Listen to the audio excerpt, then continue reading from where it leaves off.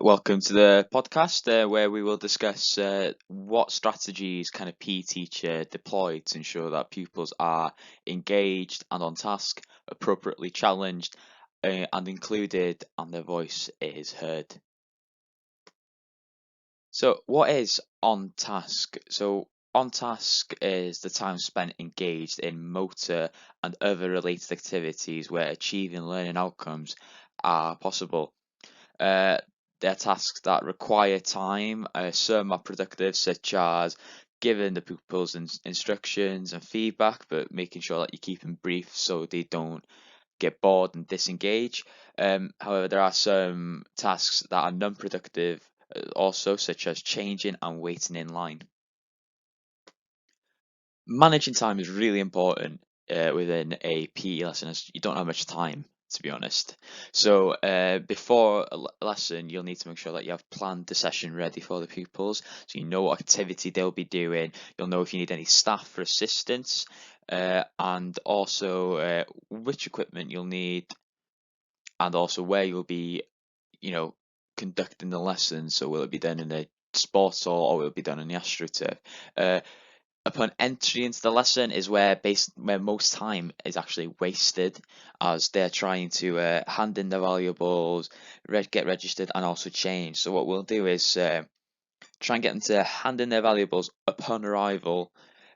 Also have a register up on the wall as soon as they walk in, so they can just tick their names and get on to changing as soon as possible.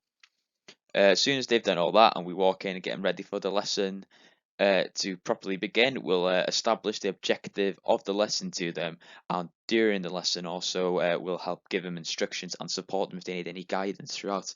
Towards the end of the lesson, we'll have them look at success criteria, see where they improved, what needs improving on to the next session, and then at the end of the lesson, basically you'd be preparing for the next lesson. So you collect and reorganize the equipment where they'll need to be. And also, if you have time, you can also assess and evaluate the session you've just done. Having the pupils engaged and on task is really important for a PE lesson also. We need to make sure that no one is disengaged from the lesson, and how we're going to do that is with the activities on tasks that we're doing. We'll make sure that it's suitable for all pupils, so no one will get bored or like give up. Make sure that it's up to their levels, so have them at different stations, for example. We'd also want to make sure that they feel safe, not just physically but mentally. So they feel like they want to take part and are willing to take part in front of others, which is important for their self-confidence. Can also have them to be creative also when it comes to like planning a sequence in gymnastics, for example. It would be like a nice little problem solving challenge for them. We can also question them, which will help them learn with the sequences, like ask them, is there a way to make the progression from one move to the other smoother, for example. There we go.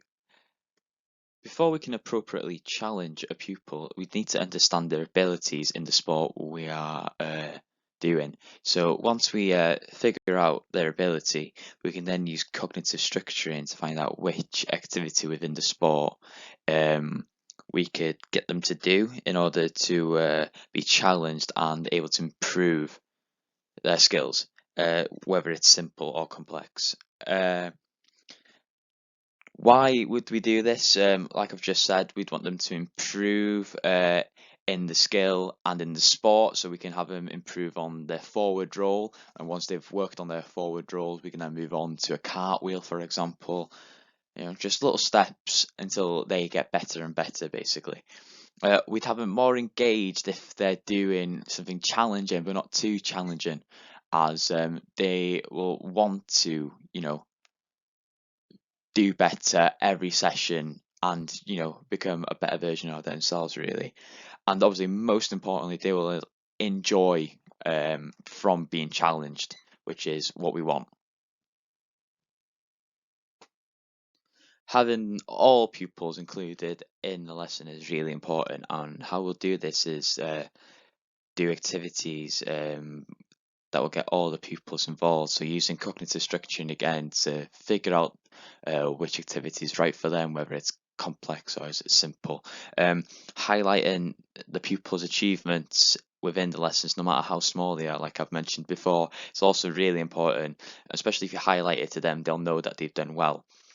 Uh, and also having people that are not taking part due to injuries, illnesses, for example, if they're able to take part, they can have a role in the lesson, such as being an evaluator, a supporter, or move equipment if they are able to. Getting feedback from the students also is very important. Getting feedback about the lessons, see what you did good, see what needs improving also so you can do well the next week. Just hearing their views will make them feel more included into the lesson and also make them more engaged.